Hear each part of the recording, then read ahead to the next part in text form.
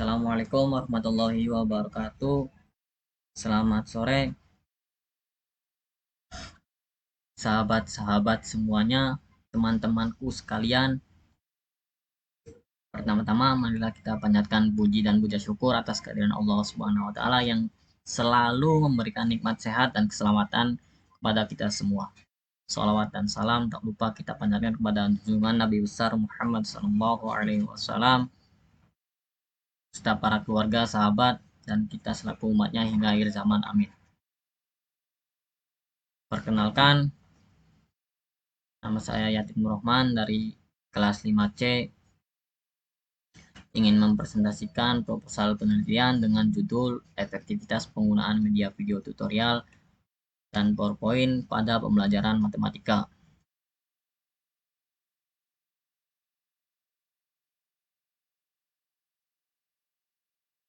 Di sini ada bab 1, bab 2, dan bab 3. Bab 1 itu terdapat latar belakang, pernyataan masalah, dan pertanyaan penelitian. Bab 2 berisi tentang tinjauan konseptual, tinjauan teori, dan tinjauan hasil penelitian terdahulu. Bab 3 berisi tentang desain penelitian dan metode penelitian. Latar belakang. Yang pertama, penggunaan teknologi dalam proses pembelajaran.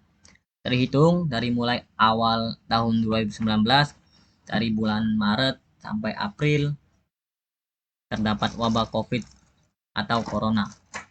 Sejak itu, segala aktivitas masyarakat dilakukan secara online.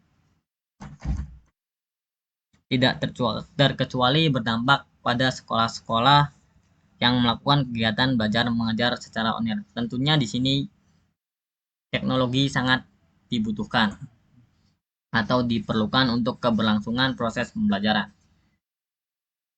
Yang kedua, ada kurangnya minat belajar dan pemahaman siswa dalam matematika. Berdasarkan skripsi M. Syarif Bakhtiar, penelitian di Madrasah Aliyah Negeri 3 Kota Jambi, pada 13 November 2020 bahwa sebagian besar peserta didik merasa kurang efektif dalam belajar matematika. Agar peserta didik memiliki minat belajar matematika dan pemahaman akan materi matematika, khususnya dalam pembelajaran jarak jauh ini, dibutuhkan suatu media pembelajaran yang efektif pada masa sekarang. Yang ketiga, kreativitas seorang guru dalam melakukan kegiatan belajar mengajar dalam penggunaan media pembelajaran. Tentunya di sini seorang guru dituntut untuk lebih dalam memanfaatkan sebuah teknologi, aplikasi-aplikasi media pembelajaran yang dapat membantu keberlangsungan proses belajar mengajar agar tetap terlaksana sesuai dengan tujuan belajar dan mengajar. Yang ketiga, media video tutorial dan PowerPoint. Video tutorial dan PPT menurut Akazio dan Becky, YouTube adalah layanan arsip sharing berbasis web yang memungkinkan individu untuk mempermudah proses pembelajaran berlangsung. Dalam aplikasi YouTube pun siswa bisa kapan saja mengaksesnya, dan yang terpenting adalah gratis. Next. Yang selanjutnya adalah ada masalah penelitian dan pertanyaan penelitian. Masalah penelitian, idealnya sebuah media atau media pembelajaran itu akan mempermudah siswa dalam memahami materi serta keefektifan proses belajar mengajar, misalnya video tutorial dan PowerPoint. Namun, pada nyatanya, media pembelajar tidak menjamin siswa sepenuhnya dapat memahami materi, sehingga belum diketahui media pembelajaran mana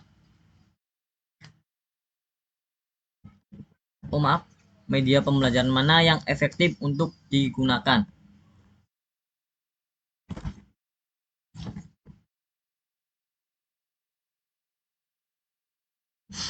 Yang selanjutnya ada pertanyaan penelitian. Bagaimana efektivitas penggunaan media video tutorial dan PPT pada pembelajaran matematika SMA? Selanjutnya ada tinjauan konseptual. Satu, yang pertama ada pembelajaran.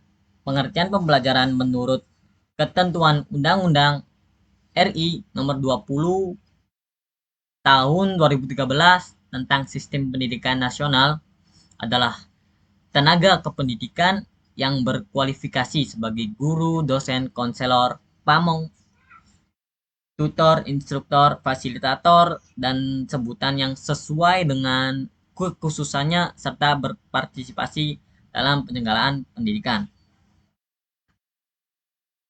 Pembelajaran matematika menurut Brunner adalah belajar tentang konsep, struktur, matematika yang terdapat dalam materi yang dipelajari serta mencari hubungan antara konsep dan struktur matematika di dalamnya.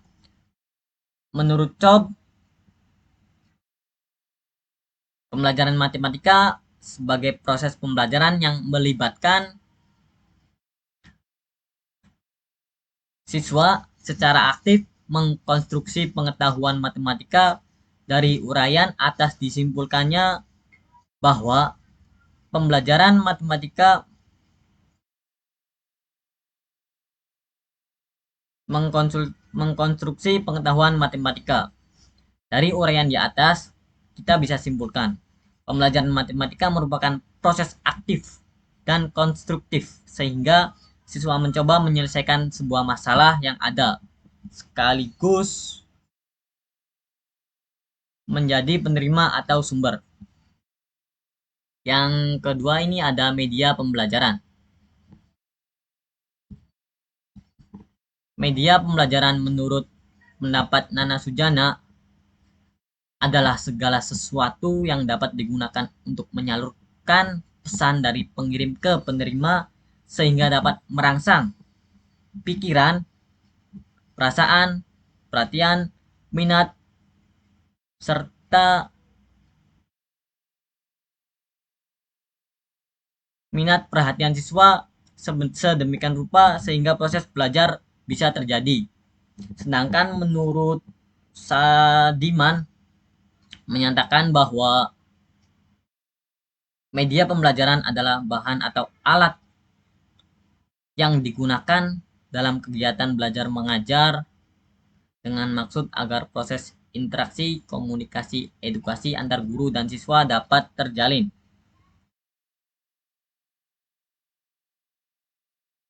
Selanjutnya ada media pembelajaran video tutorial. Menurut pendapat Cepi, media video tutorial adalah media pembelajaran atau alat bantu yang menyajikan audio dan visual yang berisi pesan-pesan pembelajaran, baik berisi konsep, prinsip, prosedur, teori pengetahuan untuk membantu pemahaman terhadap materi suatu pelajaran. Media video ini dapat menggantikan guru ketika siswa ingin mengulang-ulang kembali materinya yang telah dipelajari di sekolah, kapanpun sesuai keinginan mereka. Yang selanjutnya ada media PowerPoint. Mardi DKK mengatakan bahwa PowerPoint adalah salah satu program aplikasi dari Microsoft yang dapat digunakan untuk melakukan sebuah presentasi seperti yang sedang saya lakukan ini, baik untuk melakukan sebuah rapat maupun perencanaan kegiatan lain, termasuk digunakan sebagai media pembelajaran di sekolah. Yang selanjutnya ada efektivitas pembelajaran. Efektivitas pembelajaran. Efektivitas berkaitan dengan terletaknya semua tugas pokok, tercapainya tujuan, ketetapan, waktu, dan adanya partisipasi aktif dari anggota secara umum. Menurut Edzioni Stefan adalah derajat di mana organisasi mencapai suatu tujuannya. Sedangkan menurut Komaria TKK menyatakan bahwa keefektivitas menunjukkan ketercapaian sasaran atau tujuan yang telah ditetapkan. Yang selanjutnya ada minat belajar. Purwanto mengatakan bahwa minat merupakan landasan penting bagi seseorang untuk melakukan kegiatan dengan baik, yaitu dorongan seseorang untuk berbuat atau melakukan sesuatu. Menurut Jamarah mengatakan, minat adalah suatu rasa suka yang lebih dan rasa keterikatan pada sesuatu hal atau aktivitas tanpa ada yang menyuruh. Sedangkan menurut Wardiana mengatakan, minat adalah dorongan seseorang untuk melakukan suatu pekerjaan atau keinginannya. Selanjutnya adalah hasil belajar. Hasil belajar pendapat Hawley yang dikemukakan Wardiana bahwa siswa yang memiliki minat belajar tinggi akan melakukan kegiatan lebih banyak dan lebih cepat dibandingkan dengan siswa yang kurang termotivasi dalam belajar. Lanjut ke ada tinjauan teori. Catherine mengatakan bahwa teori belajar konstruktif mementingkan proses dari hasil belajar. Oleh karenanya, teori ini ada hubungannya dengan teori meaningful learning, kebermaknaan dan audible. Pembelajaran berbasis konstruktif mengutamakan keaktifan seorang pembelajar dalam mengkonstruksikan pengetahuan berdasarkan interaksinya dalam pengalaman belajar yang diperoleh.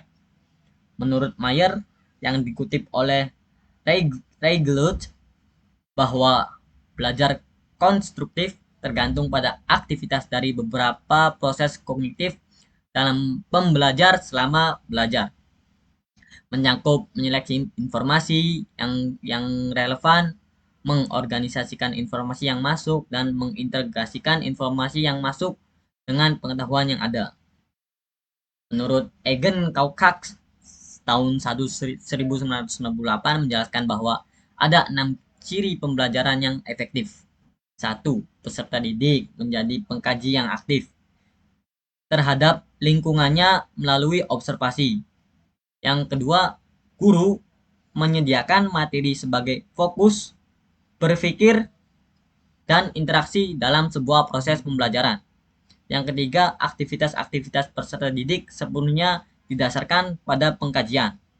Yang keempat, guru secara aktif terlibat dalam pemberian arahan, tuntunan kepada peserta didik dalam menganalisis sebuah informasi. Yang kelima, orientasi pembelajaran, penguasaan isi pelajaran, dan pengembangan keterampilan berpikir. Yang keenam, guru menggunakan teknik mengajar yang bervariasi sesuai dengan tujuan dan gaya mengajar seorang guru.